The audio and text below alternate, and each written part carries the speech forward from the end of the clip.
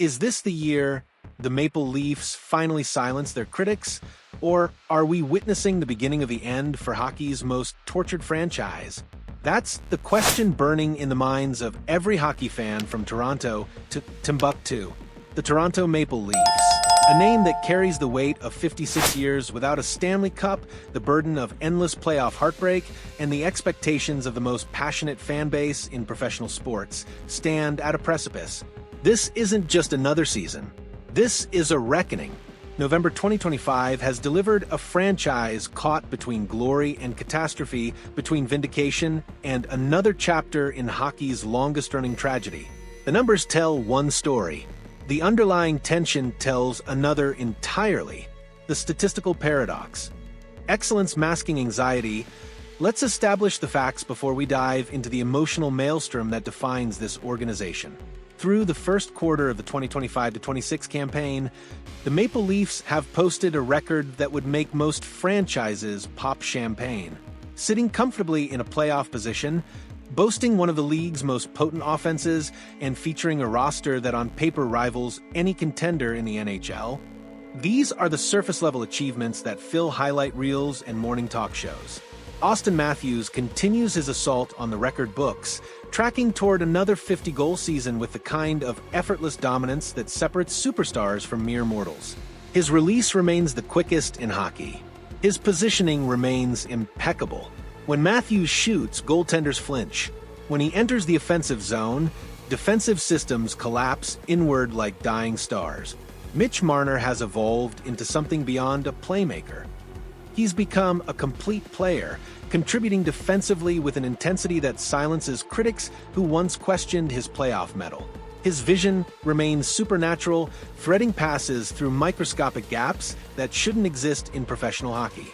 William Nylander has transformed into a legitimate first-line threat on any team in the league, combining silky skill with an improved two-way game that makes him nearly impossible to match up against. The defense, anchored by veterans and supplemented by emerging talent, has shown flashes of the kind of shutdown capability championship teams require. Between the pipes, the goaltending has been adequate. Not spectacular, not disastrous. Adequate, and therein lies one of many concerns. The elephant in every room. Playoff ghosts and contractual cliffs, but statistics are liars when context abandons them. This franchise doesn't measure success in regular season victories anymore. Those stopped mattering somewhere around the third consecutive first-round playoff exit. The Maple Leafs could finish with the President's Trophy, the league's best regular season record, and it would mean absolutely nothing if April and May deliver the same gut-wrenching disappointment that has defined this core group's tenure. The contractual situation looms like a storm cloud over every victory. Key players are approaching unrestricted free agency, creating a ticking clock that grows louder with each passing game. Management faces impossible decisions. Do you commit long-term money to a core that has never delivered playoff success? Do you break up the band and start over? Do you make one desperate all-in move, mortgaging the future for one final shot at redemption? General Manager Brad Treliving inherited this pressure cooker, and every decision he makes gets dissected with forensic intensity by a media market that never sleeps and never forgives. His predecessor made bold moves that looked brilliant on paper, but crumbled under playoff pressure. Treliving must now navigate between loyalty to talented players and the brutal pragmatism required to build a champion. The coaching conundrum. Systems versus psychology head coach Sheldon Keefe was shown the door after last season's playoff disappointment, replaced by a new voice promising fresh perspectives and harder edges.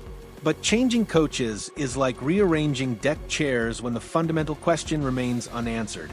Is this core group capable of playoff success? Or is there something intrinsically flawed in their collective DNA?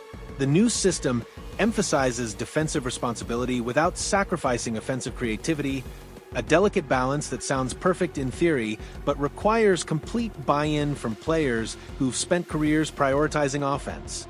Early returns show promise, but we've seen promise before. Promise means nothing in Toronto anymore. The real test isn't how this team performs against bottom feeders in November.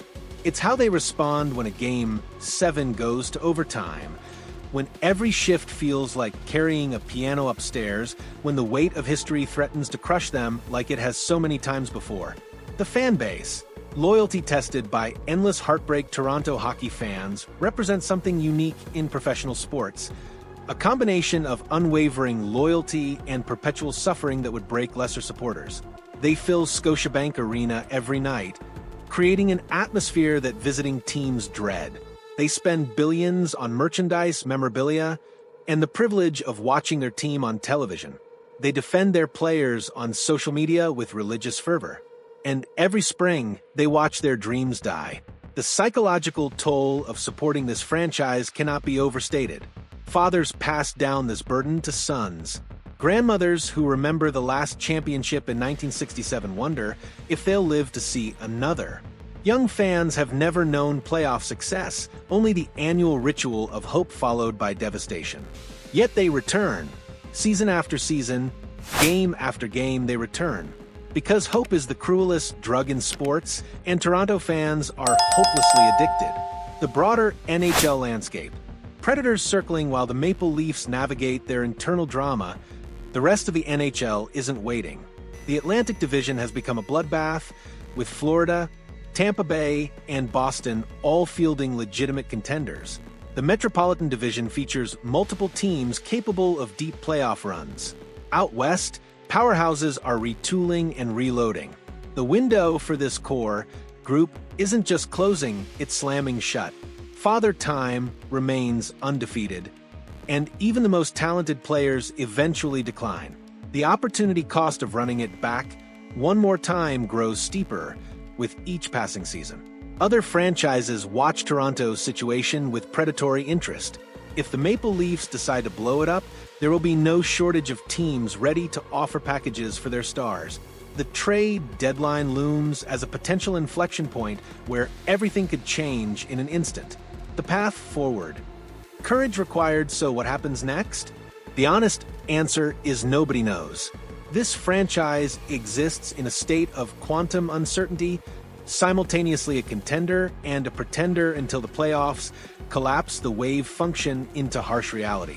Management must decide whether to be bold or cautious, whether to trust this group one more time or make the painful decision to rebuild around a new core.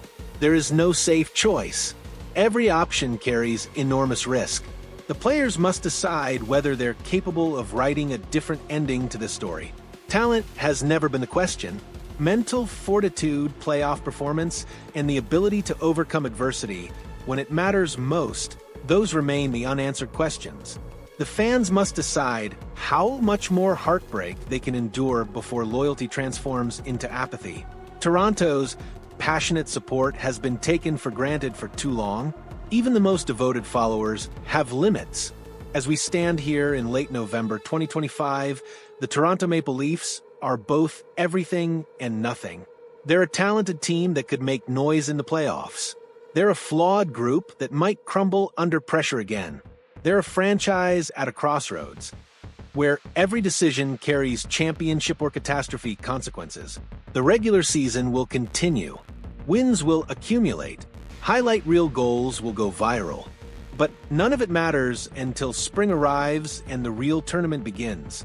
This is the year we discover whether the Toronto Maple Leafs are capable of exorcising their demons or whether they're destined to add another chapter to hockey's most painful saga. The stage is set. The pressure is mounting. The world is watching. And somewhere in Toronto, millions of fans are holding their breath, hoping against hope that this time, finally, mercifully, impossibly, this time will be different. What do you think? Can this core group finally deliver? Or is it time for Toronto to blow it all up and start over? Drop your thoughts in the comments below. And if this analysis resonated with you, smash that like button.